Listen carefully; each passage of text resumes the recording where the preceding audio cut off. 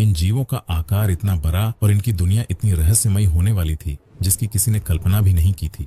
धरती अब एक बड़े बदलाव की ओर चल रही थी। वक्त बीतने के साथ वे छोटे छोटे डायनासोर अब धीरे धीरे पहाड़ों जैसे विशाल होने लगे थे।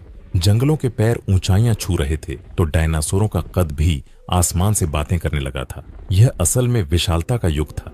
जुरासिक काल के दौरान कुछ डायनासोरों ने तो आकार के सारे रिकॉर्ड ही तोड़ दिए। इन्हीं में एक मशहूर नाम था ब्रैकियोसॉरस, करीब 85 फीट लंबा और 40 टन से भी ज्यादा वजन। सोचिए, यह जीव किसी चलते फिरते महल जैसा दिखाई देता होगा। लेकिन कहानी अभी बाकी है। जब लगा कि ब्रैकियोसॉरस ही सबसे बड़ा है, तभी सामने आया टाइटेनोसॉरस। यह इतना विशाल था कि अगर यह किसी मैदान पर लेट जाए तो पूरा का पूरा फुटबॉल ग्राउंड इसके शरीर के नीचे छिप जाए।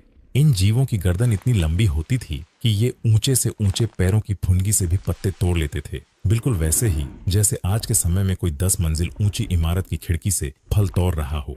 इनका इतना बड़ा शरीर कोई इत्तेफाक नहीं था, बल्कि ये खुद को शिकारियों से बचाने और ऊंचे पैरों से पेट भरने का एक खास तरीका था।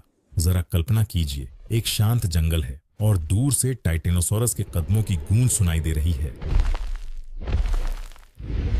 ऐसा लगता था जैसे खुद धरती धड़क रही हो। उनके एक कदम से पैर कांप जाते थे और जमीन से धूल का गुब्बार उठता था। यह उन शक्तिशाली जीवों का सुनहरा दौर था। लेकिन दोस्तों, हर सुनहरे दौर का अंत भी होता है।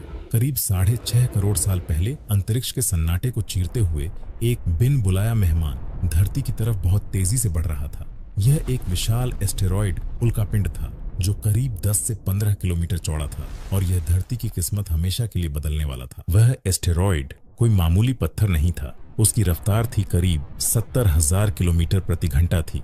इतनी तेज कि अगर आप आसमान में उसे देख पाते तो पलक झपकते ही सब कुछ खत्म हो जाता। और फिर हुआ एक जोरदार धमाका। मेक्सिको के तट पर वह एस्टेरॉयड धरती से टकराया। टकराते ही हजारों किलोमीटर के दायरे में जो कुछ भी था वह एक झटके में जलकर राख हो गया। पूरी धरती कांप उठी। समंदर में हजारों फीट ऊंची लहरें उठी, ऐसी सुनामी जिसे कोई नहीं रोक सकता था।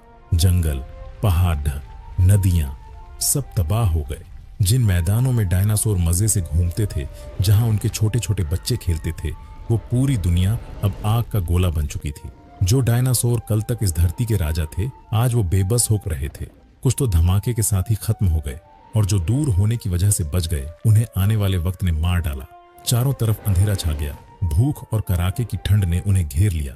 पैरों से पत्तियां झड़ गईं, फूल सूख गए और आसमान में महीनों तक धुआं और राख जमी रही। सूरज की रोशनी धरती तक पहुंचना बंद हो गई। पूरी दुनिया में ऐसा सन्नाटा छा गया जैसे जिंदगी ने हार